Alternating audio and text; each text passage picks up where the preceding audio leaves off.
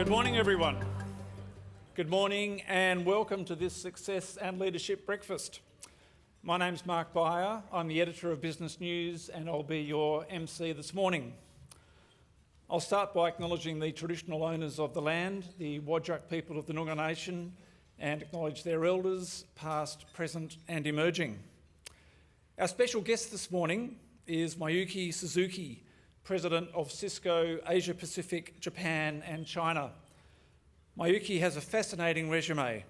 She's well-travelled, has run many different businesses and now holds a senior role with a global technology leader, and I'm very much looking forward to hearing from her later. But for now, please join me in giving Miyuki a warm welcome.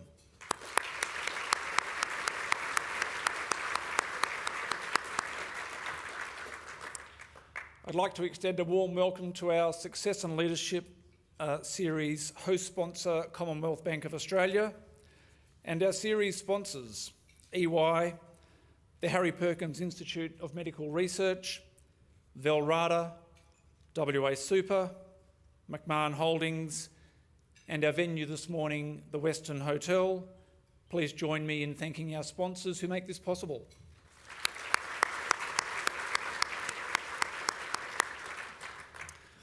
I'd like to share with you a few highlights of what's been happening at Business News. We're currently seeking nominations for our annual 40 Under 40 Awards. We've been running these awards since 2002, and every year we select 40 high achievers under the age of 40.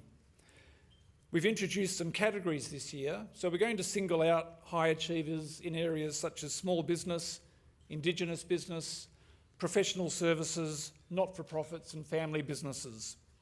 So if you're interested, or if you know of someone under the age of 40 who's achieved a lot in their chosen field, jump onto our website or speak to our staff and think about a nomination.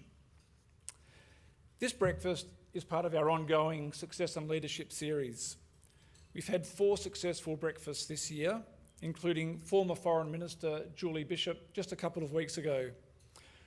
We gained many valuable insights, and those who were lucky enough to be in the room, it was one of those occasions where you had to be there to see the body language, to see the expressions, to get the full impact. It was a memorable occasion. This year, we're celebrating our 25th anniversary at Business News. We've seen enormous change over that time, but I'm pleased to say that we're thriving in a very challenging environment.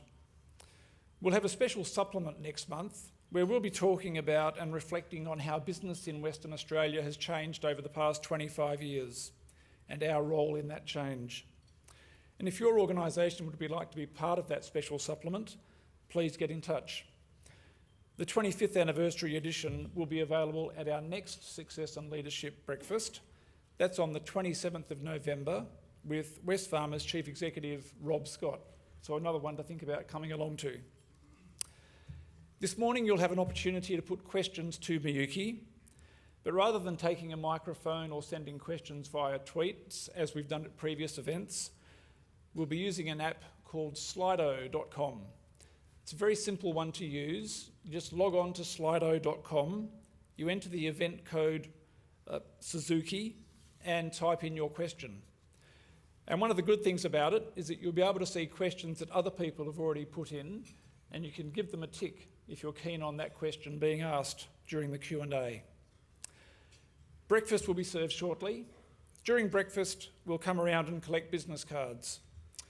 And if you do so, you'll be in the draw for the door prize, which has been kindly donated by our venue this morning, the Western. It's an overnight stay and buffet breakfast for 2, staying in one of their brand new deluxe king rooms. And finally, in about a week, we'll ask each of you to participate in a 2-minute feedback survey, so we're keen to get your thoughts on the event. I'll be back just before 8 o'clock and we'll wrap up just before 9 o'clock. In the meantime, please enjoy your breakfast.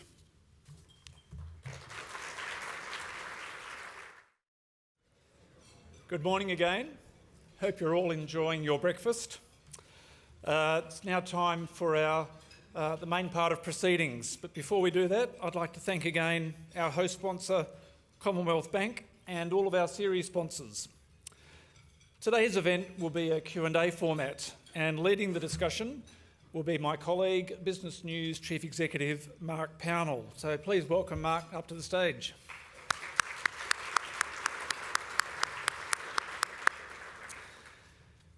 And now it's my pleasure to introduce our special guest. Miyuki Suzuki has travelled widely, spending time in Australia when she was younger, graduating from Oxford University. She's worked for several global businesses, including Reuters, Japan Telecom, and Jetstar Japan. As Cisco's President of Asia Pacific, Japan and Greater China, she's responsible for developing Cisco's strategy, accelerating business growth, and ensuring Cisco is the most trusted and relevant IT solutions partner and provider. She also has a passion for talent development and driving diversity in both teams and thoughts. She's an innovative, entrepreneurially minded leader who leads with a long-term view on vision and strategy. So please welcome Miyuki up to the stage.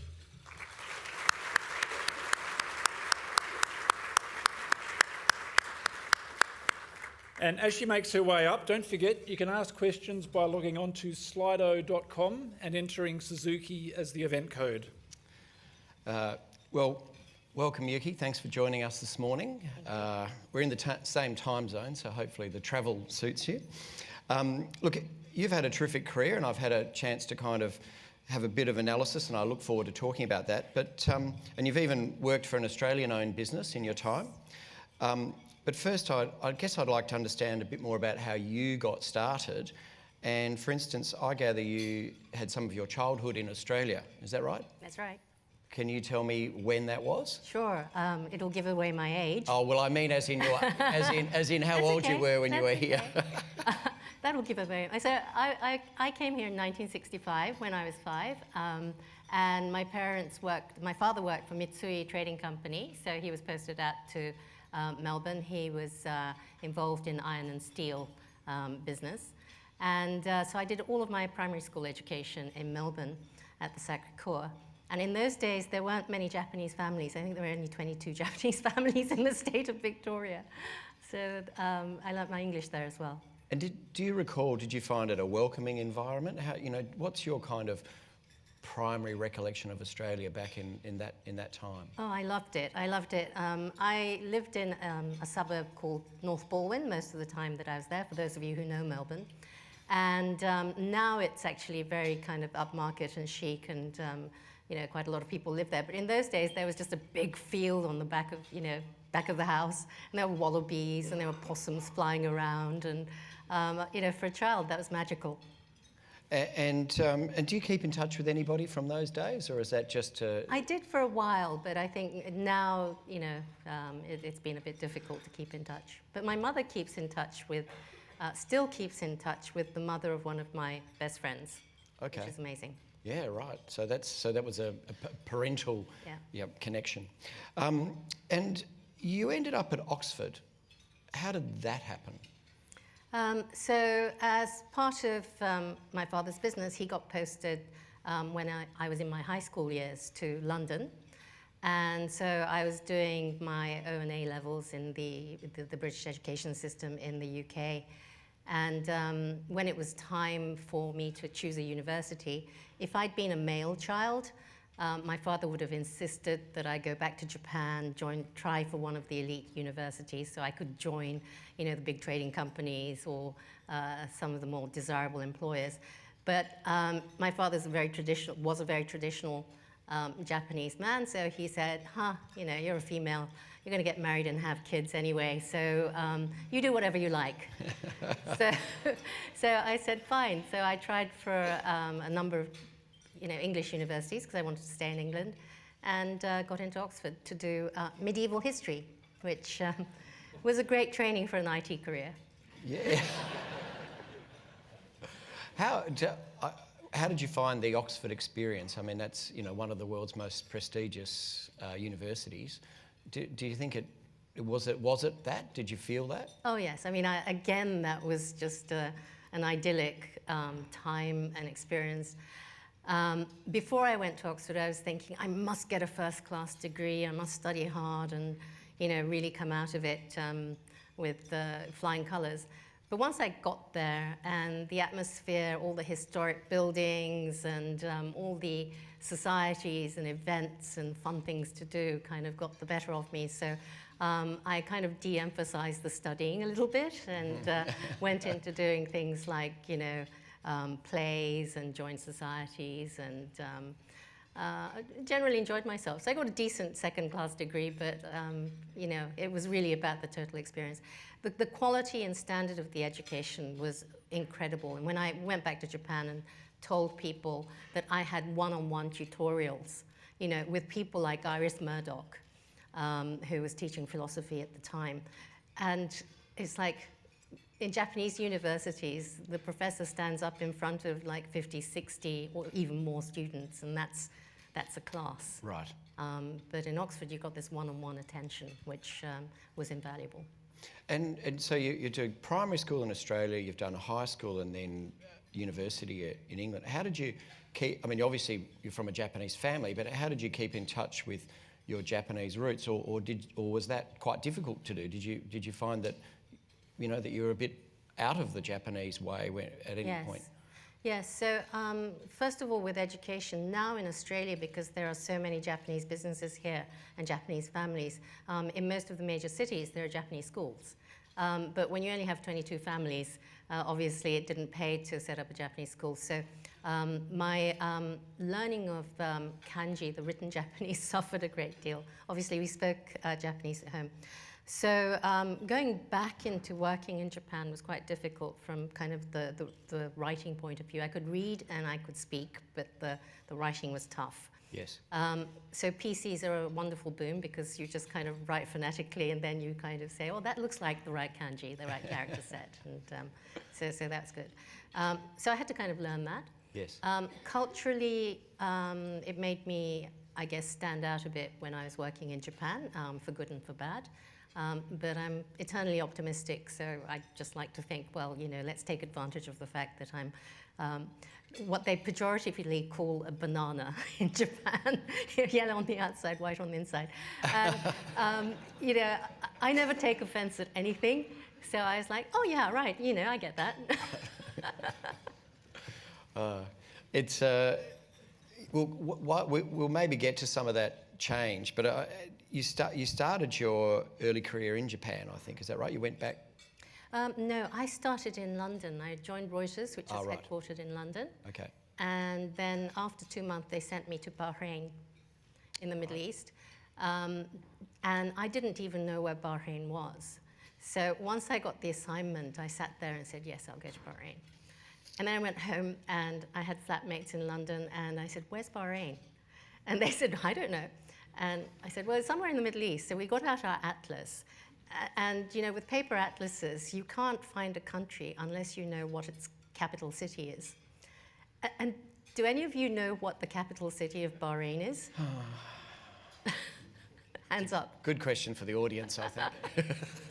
Yeah, next time you do Trivial Pursuits, that's a good one. It's Manama. So if you didn't know that the capital city of Bahrain is Manama, you can't find it in the atlas. Right. Yes, so, and it's tiny. It's a tiny island. So we had great difficulty. I thought it was somewhere west of Egypt. It wasn't. No. No, so you're looking in the wrong place as well. I love Absolutely. it. And so Reuters was a media group. How did you end up there, and were you in Bahrain long? For 2 years I was in Bahrain. It's a really good experience.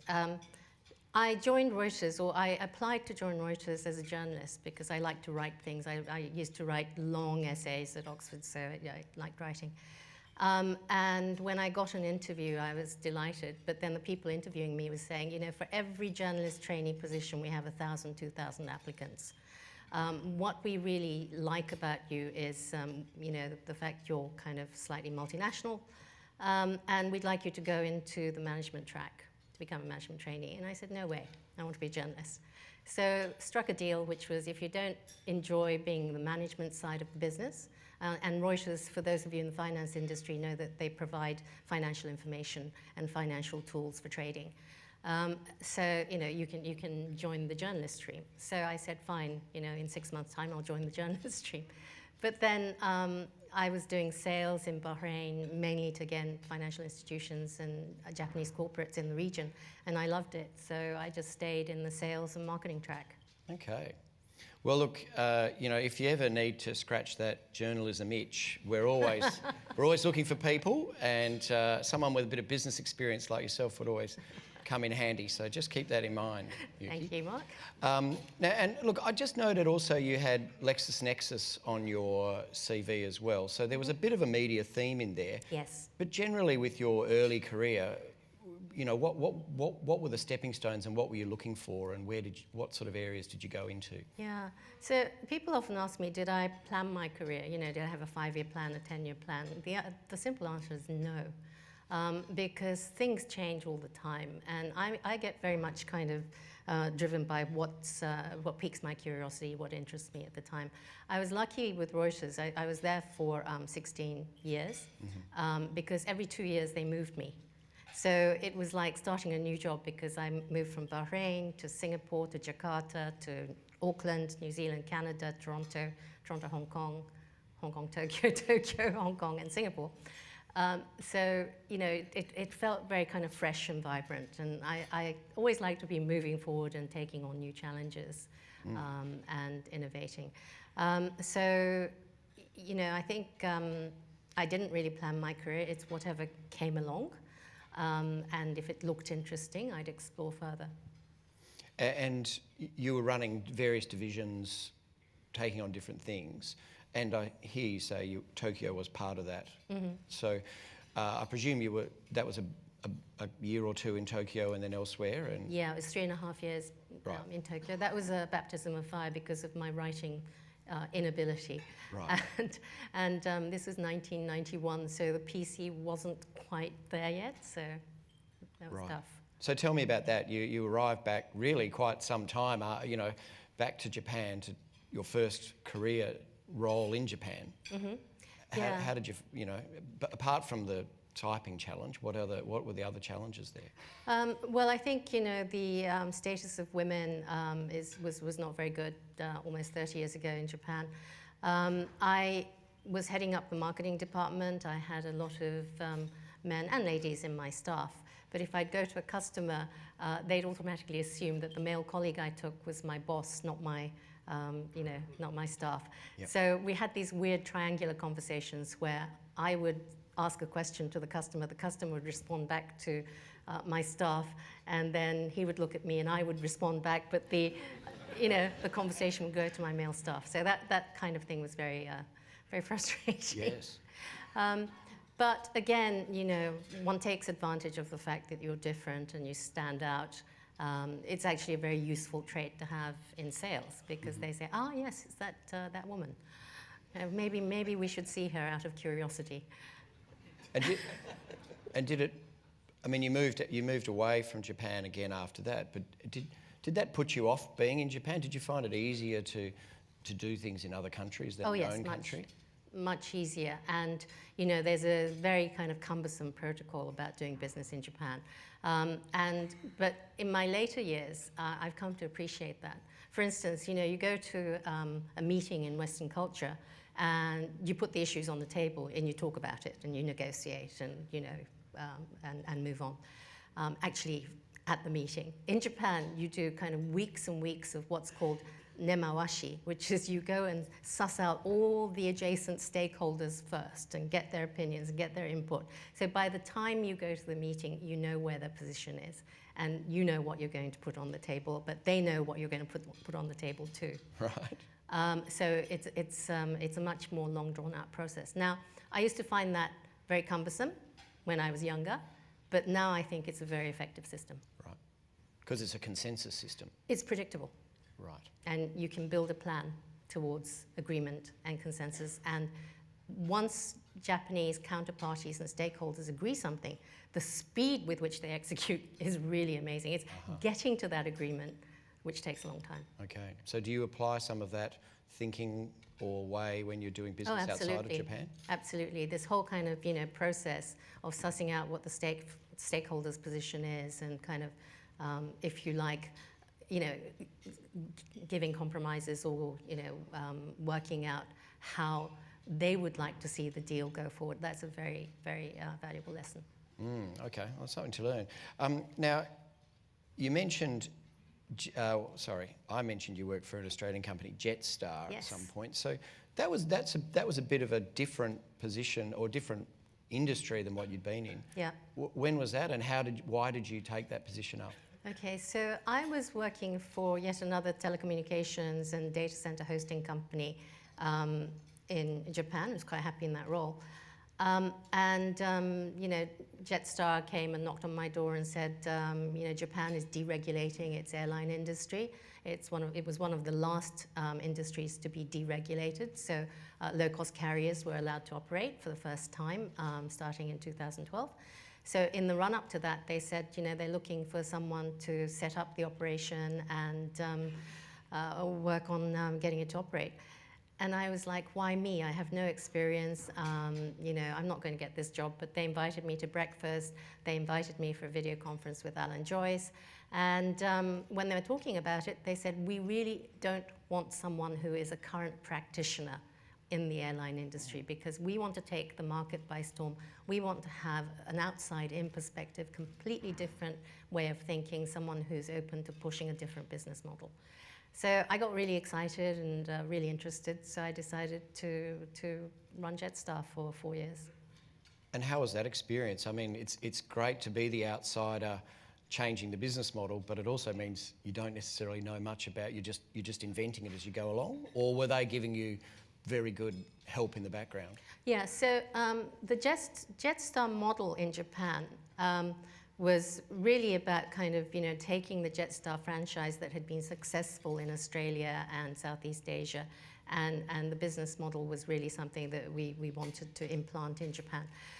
The difficulty is because airlines have to be, although they're not fully nationalized anymore, they have to have local interests. So Qantas could only own 33%, maximum 33%.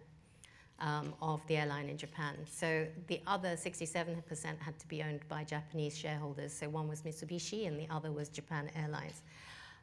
And so there was a lot of pushback, particularly from Japan Airlines, to kind of, holy cow, do you really seriously think you're going to do that? And we'd say, yes, Jetstar's been very successful with that in Australia. So there was always this tension. But it was really about pushing the envelope in terms of, how you can operate more efficiently so that you can offer lower fares to consumers, get people to fly for the first time that had never flown before, and compete with the bullet trains, because that was actually the thing that in Australia wasn't so much of a problem for Jetstar. But in Japan, the bullet trains go everywhere. Yes. And they're very efficient. And there's one every 10 minutes with, 1,000 seats. So that was the challenge. And how it's gone well? It's gone very well. Jetstar, I think, now has 24 aircraft. I mean, I've been away for 3.5 years, but and is the fastest growing airline that Japan's ever seen in terms of, short space of time. Oh, right. And actually turned profitable, I think, the year I left. Yeah. Perfect timing. Now, obviously, you ended up at Cisco. You've had these various roles. So what brought you to Cisco, and what are all those past roles? How do they educate you in what you're trying to do now? Okay, so you mentioned I'd worked for Japan Telecom. I landed up in Japan Telecom because I was working actually for Vodafone, and Vodafone bought Japan Telecom so it could acquire the mobile license. And so I was a customer of Cisco. And I used to complain to Cisco all the time, including to John Chambers whenever he came to Japan, say, your quality sucks, or your latency is not good enough, or whatever. Then with the other company which I was running, which was a data center managed service and telco company, I was also a big user of Cisco. So I knew Cisco very well, the leader of Cisco in Japan, who was a Dutch gentleman, he used to come and visit me as a customer. quite often. And one day he said, you know, how about dinner? And I thought, oh God, I have to explain to him why we didn't choose Cisco for this particular project, and that's not going to be pleasant. So I said, not dinner, but breakfast. And he actually said, have you ever thought about joining Cisco? Now that was before I joined Jetstar, so that was like a long time ago. That was in 2009. And I said, yeah, I mean, you know, Cisco looks like an interesting company. When you have an interesting position, please come back to me. So they came back to me in late 2014 and said, actually, we have a vacancy to lead Japan. And I said, I'm very interested in doing that because, you know, I had a lot of fun at the airline industry, but you give up your Christmases, you know, because these are peak travel times and things, and you never know what you're going to face every day, because if there's a snowstorm, your aircraft are in the wrong place. You know, dealing with the regulators is quite tough work. So I was thinking, no, maybe it's about time.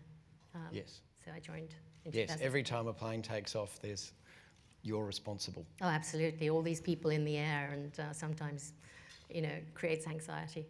So that background, what do you bring to Cisco? What do you feel you do anything different, or what did they want from you that would you know, help them grow their business? Right. So when I joined, you know, John Chambers was still the CEO of Cisco, and I went to see him in San Jose, and I said, "What do you expect of me?" And he said, "Well, just grow the business, because Japan, Cisco Japan had been flat or slightly declining for many, many years."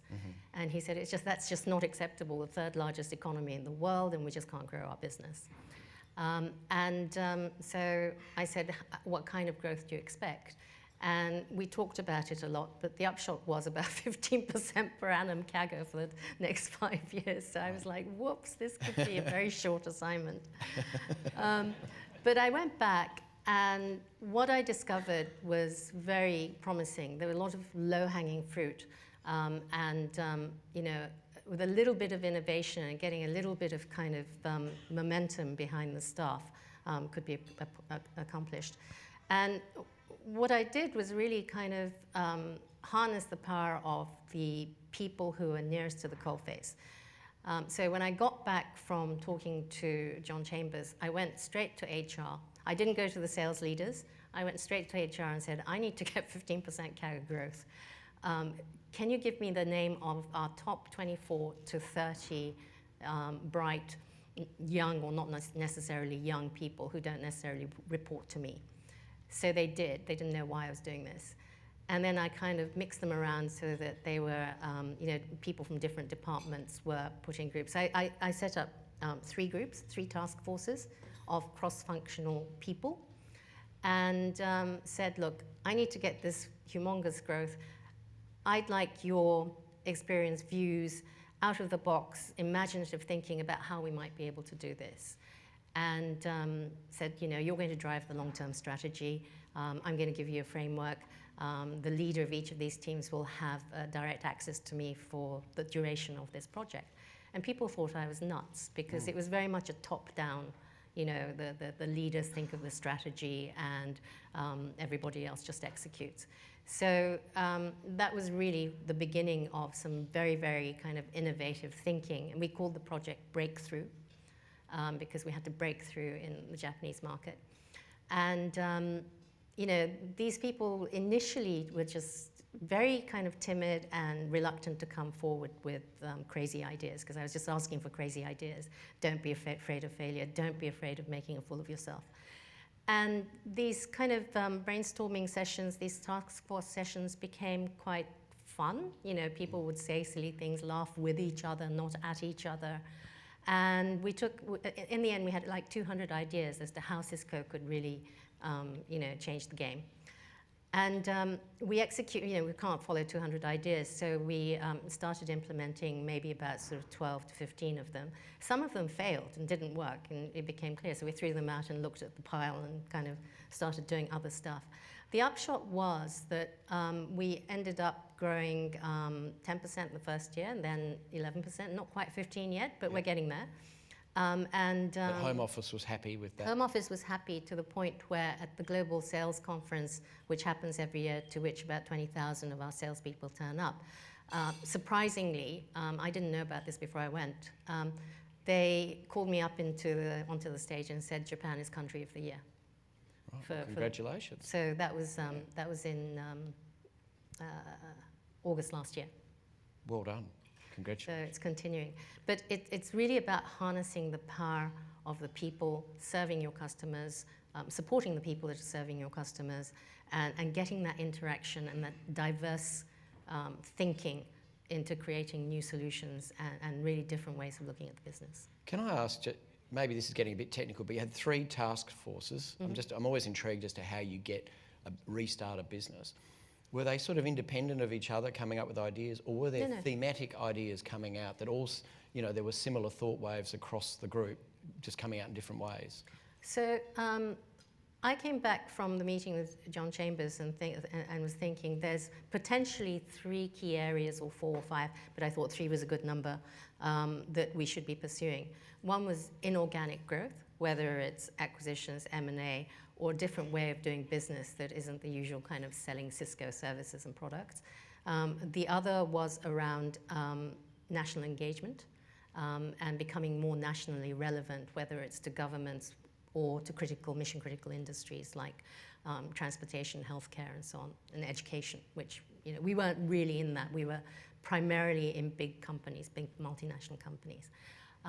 As a subtext of that, we were looking at the small to mid-sized businesses, which are really the engine of growth in Japan. And I think in a lot of mature economies it is. I mean, in Australia, small to mid-sized businesses is a big engine of growth.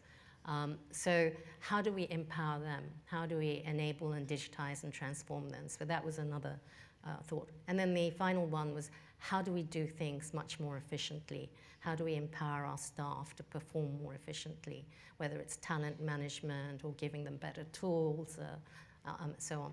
But they were interlinked. Yes. So the task forces did sometimes all sit together, sometimes they went off and did their own things as well. And we came up with very different ways of thinking, which required a lot of persuasion back at head office. Like, Cisco's very proud of its brand, quite rightly so. But I was like, if, and I can talk about this because we just announced it on Monday, but if Sony is the leader in video conferencing in Japan, why wouldn't we give Sony our telepresence and collaboration units, let them brand it Sony? They've got thousands more salespeople on the ground, and let them run with it, and we'll take a cut of the revenue. And Cisco goes, no, it has to be Cisco. It's like, well, Sony's a bloody good brand. And so we did that deal. It took 2 years, and there was a bit of give and take. So now Cisco uses Sony cameras in its video conferencing units. And so that's good for them. And then they've essentially stopped producing video conferencing units because they sell ours under their brand. Because they said, you're right, we're moving into virtual reality, augmented reality. The gaming is a large part of their business. So creating sort of video conferencing units is not really core. It's too niche for them suddenly, right? It's not really core. They're looking after the kind of really exciting entertainment type of thing. So it was a good win-win solution for us. So you mentioned that's a little bit of a trend within Cisco, but what are the trends that you're generally following from the IT world? What are the trends that Cisco has got into and led over the last few years? What's the stuff that we would be interested to hear? Okay, we need to know that. Yeah. So, I mean, I think most of you in the room know Cisco as a networking company. We are kind of embedded in a large percentage of the internet around the world, and that's how we started off life 34 years ago. We are still true to our genesis. It's just that networking has evolved quite considerably. And so now it's not about routers and switches physically connecting to each other. It's about sort of a virtual network and how do we make use of broadband software defined. So Cisco is becoming very much more of a software company rather than a hardware company. We'll never give up our hardware because it's the combination of the two that makes for really good, highly performant and very secure networking technologies. But software is where the intelligence lies for the network. So that's what we're really concentrating on. In reality, what that means is that companies who use our software-defined networking technology, which we call DNA-C, are able to really provision their networks within the context of what needs to be done. It can be automatically done from a center to lots of remote locations. What used to take weeks to provision can now be done in hours because of the fact of the concentration in software. And how that helps is that really stimulates growth in areas such as IoT, when many, many devices, some say about 20 billion devices in the next couple of years, will be connected to the internet. Cisco helps in authenticating the validity of these devices, the safety, etc., making sure they have access to the right data, the right priority, getting the data to the right place, whether it's in the premises of the customer or in the cloud. We're heading into a multi-cloud world where it's not just public cloud or private cloud, it's a mixture of all of that. So that's a trend that we're really kind of driving. And then overlaying all of this is security.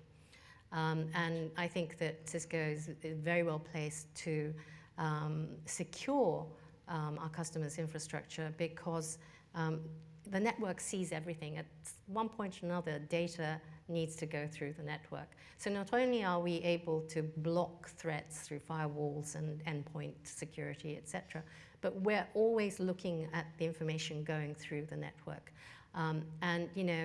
We have this scary statistic, which is that Cisco identifies and blocks as many as 24 billion threats per day. That's 3 times more than Google searches per day.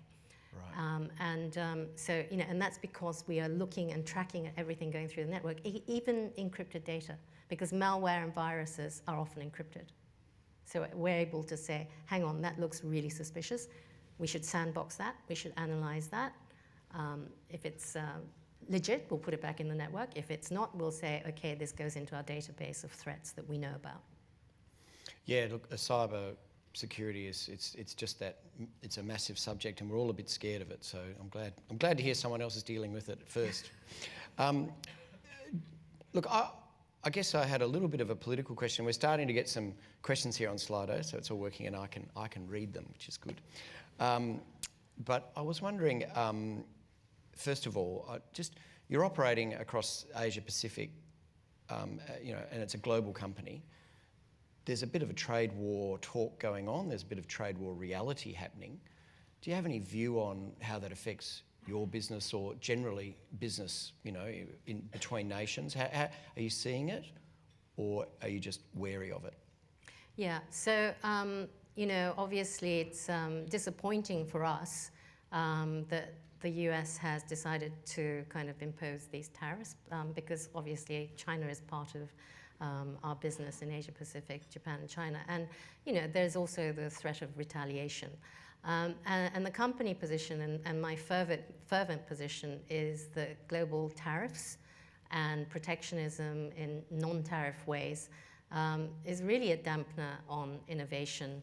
And in the shorter term, it raises costs for our customers because obviously we have to pass the tariffs on. We're not going to absorb it. Our shareholders won't allow it because that will dampen our margins and the returns to the shareholders. So I don't believe it's a win-win. And I think global trade is something that will stimulate better solutions, a better way of life overall. I mean, there'll be threats, but overall, I think that it's better to encourage free and fair trade. Okay, no, I appreciate that. Look, I'm going to kind of blend some of these. There's a question there about blockchain changing the way Cisco is doing some business, and we had a story in our last edition. There are 12 Israeli tech companies that are listing on the ASX through Perth companies. I mean, and a lot of that is around blockchain and the like. So, how are you seeing blockchain, and how are you implementing in your business? Sure. I think blockchain's a really exciting and transformative technology and really plays to Cisco's strength because our strength is, as I mentioned, networking. And although we're also kind of supportive of data centers and centralizing data, networking is about distribution. So we have a lot of kind of, distributed architecture, and blockchain is about distributed architecture, distributed electronic ledgers, if you like. Yep. Now, so we're doing a lot of, smaller projects, proof of concepts in terms of trying solutions that use blockchain. I would say they're still in the kind of experimental stage and not mainstream yet, but I can see that going forward because even for us, in Cisco, we manufacture hardware and software, so we need to know about our supply chain and where the transactions and interlocks have taken place. And, it's sad to say there are companies that counterfeit Cisco products and pass them off as Cisco. So blockchain will help us to make sure that there's only kind of validated and certified Cisco products in the market. Blockchain is talked about in popular press mainly in relation to cryptocurrency. Yep. And cryptocurrency is also a very interesting trend, but where I see most of the value that we can get and a lot of our customers can get is around supply chain manufacturing, some retail, and so on. But a lot has to happen. There needs to be kind of standards. There need to be standards for contracting, etc. For industrial strength blockchain, and that work is something that needs to be done so counterparties can trust each other. With something like blockchain and a large institution like Cisco, so say for instance in pharmaceutical we've seen the big pharma wait for the little guys to develop something up and then buy it at a stage, with M&A. And I guess we've seen that with internet companies too. If Facebook have bought Instagram or whatever it has been.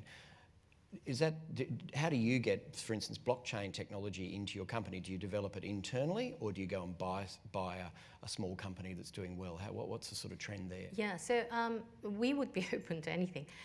We have pockets of our developers actually looking at blockchain applications. We work with partners that have already started using blockchain. We work with universities as well that have quite a lot of research built up on how to use blockchain and commercialize it. We buy, we partner, we develop ourselves, and we co-develop. So any of those options are open. And again, I guess that's a little bit of a similar kind of idea, but there's a question there. As an organisation gets larger, there can be a tendency for the institution to dampen the inspiration. How do you keep that from happening? And I guess you had your start point with your task forces. Is that something that's ongoing? How does that work? So Breakthrough was considered within Cisco to be fairly kind of iconic and very successful as a project in Japan. So now that I lead the whole region, I've just kicked off Breakthrough for Asia Pacific, Japan and China. And that's going to be much more complex because all the markets have different needs, they're going at different speeds, etc. But we're already seeing some potential initiatives that will have resonance throughout the region. So again, it's driven bottom up rather than top down. We're putting a structure in place, we're giving people coaching. We've got an internal group called the Cisco Innovation Group, which is made up mainly of the founders of companies that we've bought. And so they're going to coach these people about how do you get from ideation to execution, how do you get buy-in for funding, how do you think about resourcing, how do you think about proof of value first and then rolling out. So we'll provide the structure, we want our staff to provide the ideas. Yes, I think getting some of that execution, ideation, if you could bottle that, you could probably sell that to the rest of us as well. Now, I'm going to credit Trevor Whittington there from WA Farmers. This is a blend of a question I had that I haven't got to, so good on you, Trevor. Where does Australia fit in as a creative source of tech ideas and coding? Where do we sit, do you think, in the league table in the countries you're looking at? Yeah, so Australia, I'm happy to say, really punches above its weight, considering it's actually a very developed market.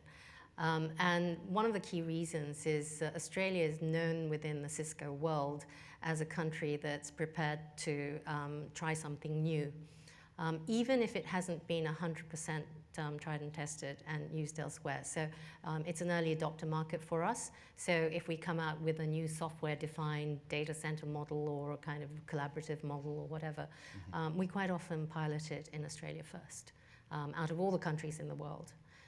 Because there's an appetite for it.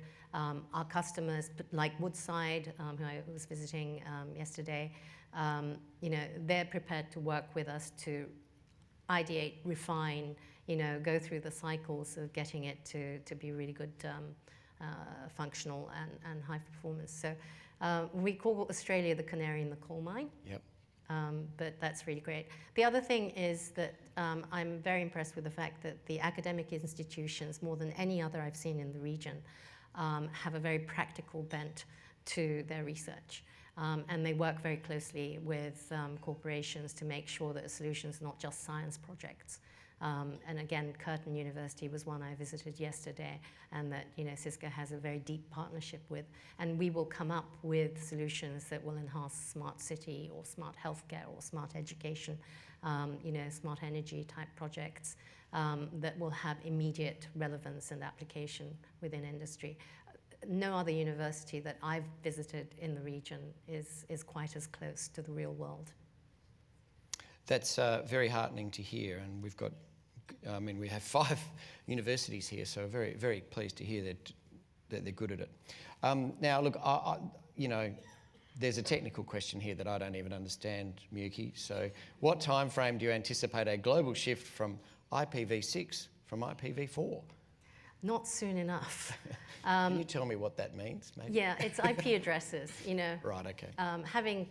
It's like telephone codes. Okay. If you've got 25 million people, telephone number of 6 digits is not going to, do the trick. Right. So it's the same sort of thing. As I mentioned, with 20 billion devices being connected to the internet, each of these things have to have an address so that we can find them, we can give data, we can suck up data from them, etc.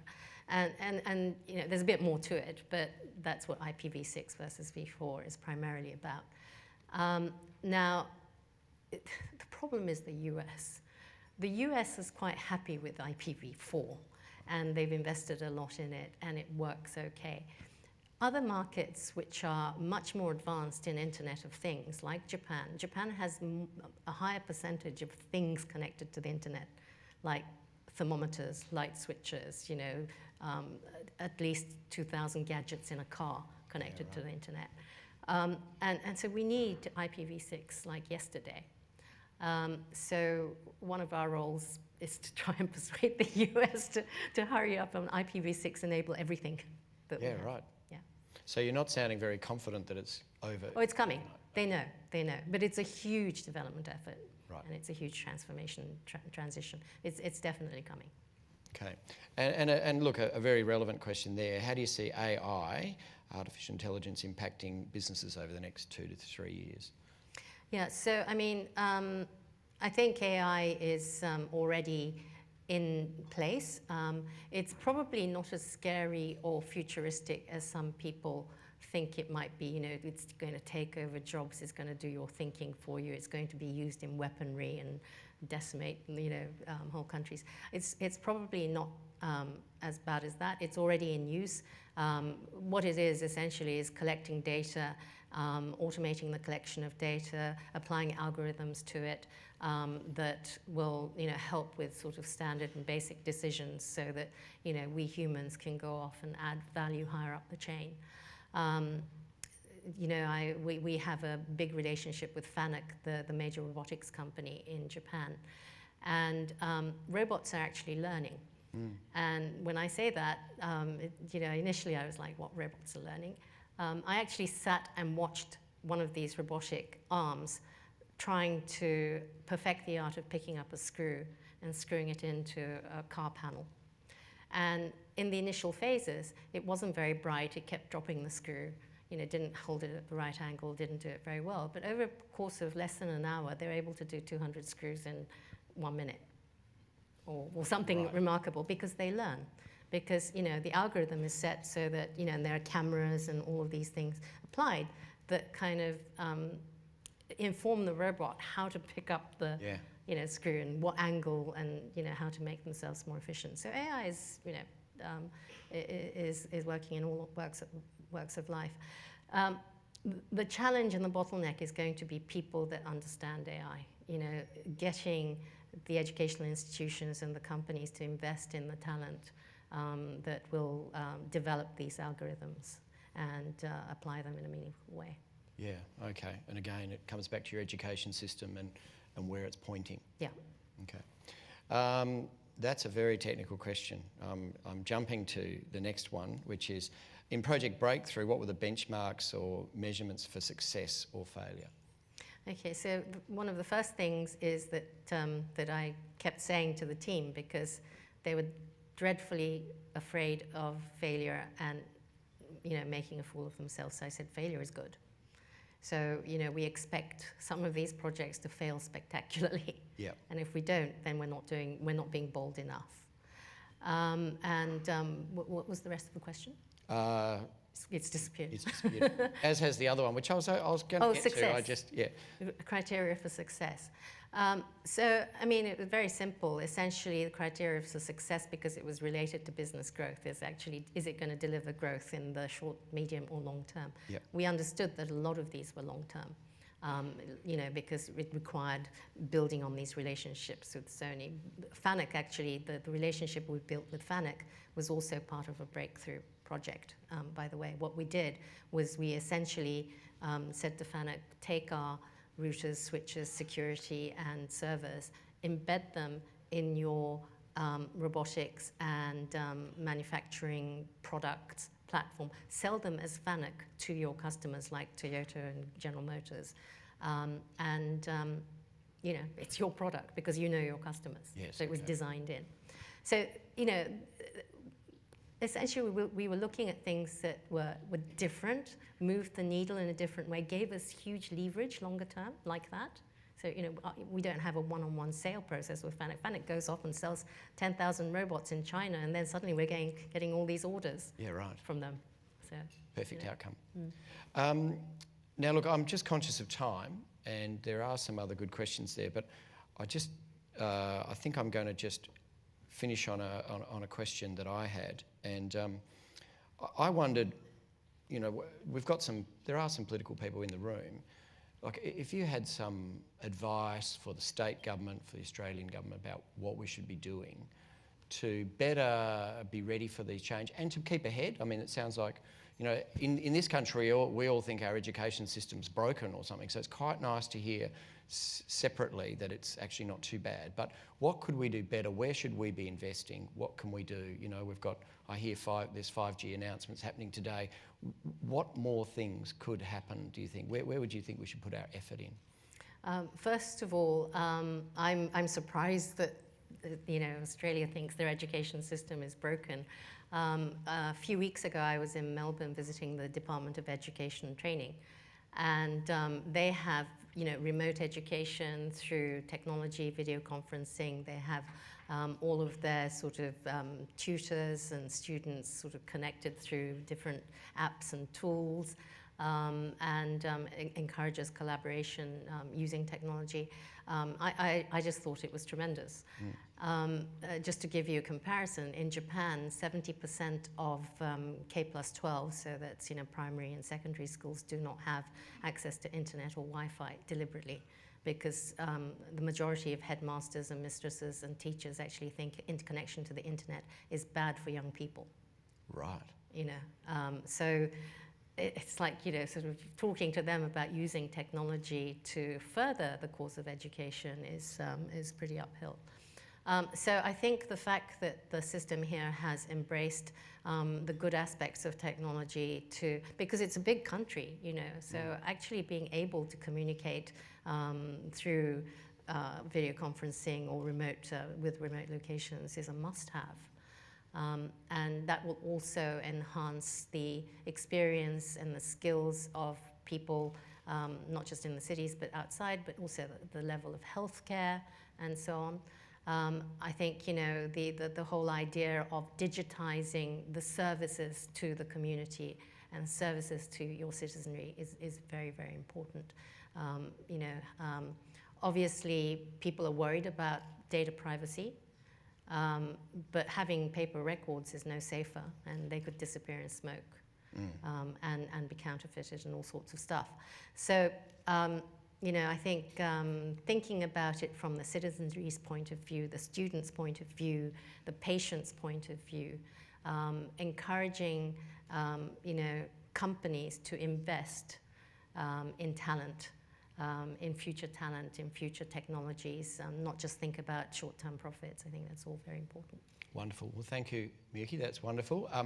I'm going to invite Mark Beyer back up to the stage to wrap up. And whilst Mark's coming up, please, firstly, just a warm round of applause for Mark. And thank you to Miyuki.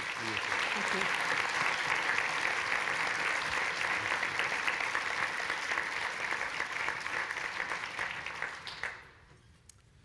Well, that was really fascinating. I thought, Miyuki, you gave us a great perspective.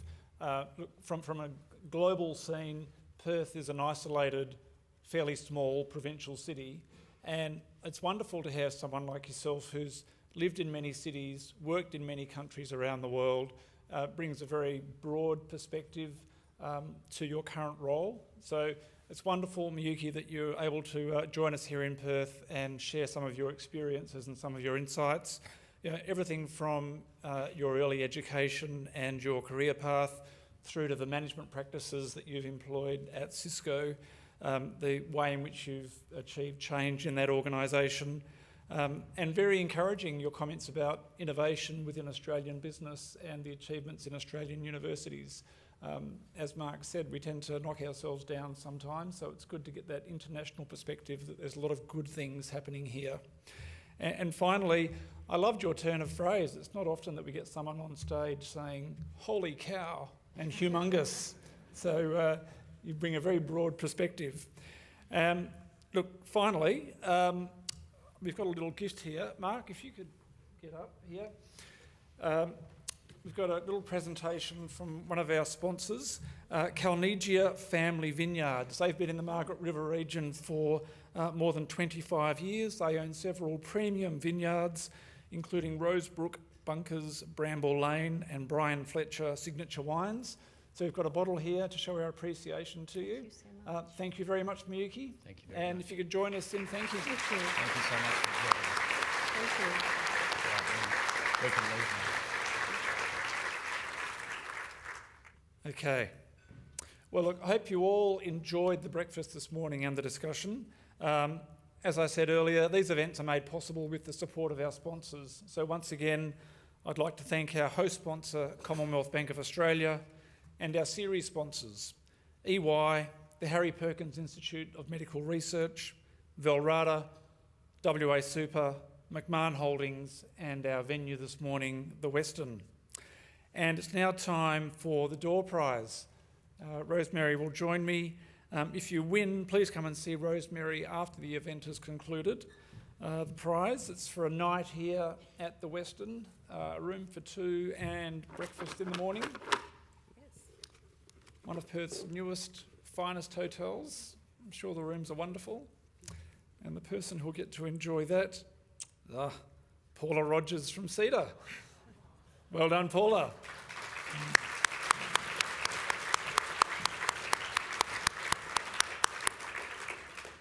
Now, don't forget, our next Success and Leadership event will be a breakfast with Wesfarmers Chief Executive, Rob Scott. Lots of change happening at Wesfarmers, so it'll be fascinating to hear firsthand from Rob about what he's done over the past year and his plans for the future. As you leave, please put your name tags on your table or at the desk on the way out. Once again, thank you for coming and have a very good day.